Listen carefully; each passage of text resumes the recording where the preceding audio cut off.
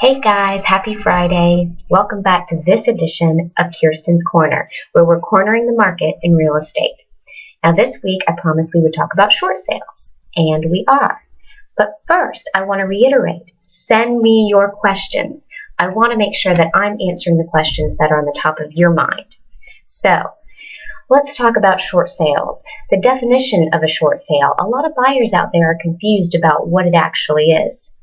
A short sale is essentially a property for sale where the owner still owns the property, but they're negotiating with their lien holder to sell it at a loss.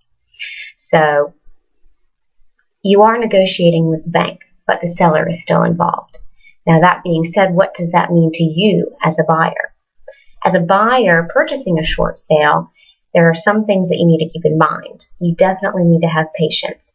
The reason for that is because when you make an offer on a short sale, it first is signed off on by the seller, then it has to go to the bank for bank approval. Now, everything that happens on the back end with the seller, the bank is collecting their financial statements, making sure that they have a true hardship and are qualified for that short sale. You've got to have all of those things in sync.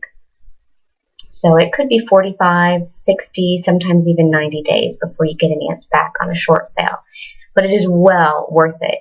And we have to face it. That's just the reality of our market.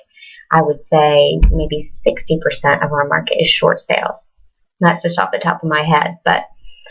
So you can find a good deal, but you have to be patient.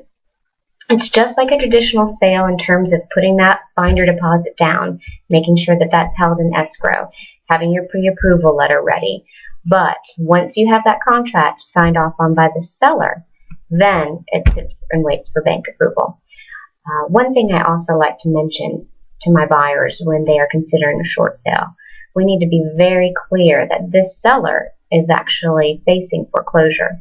So we need to be sensitive to that. When we're making an offer on a short sale, it is a legally binding contract, and although it takes quite a while, you need to make sure that that's really the property you want and try to stick it out as long as you can. So I know that you guys are going to have questions about short sales. Send me your questions, and I'll see you next Friday when we're going to talk about what money comes out of your pocket on the front end of a transaction. See you later.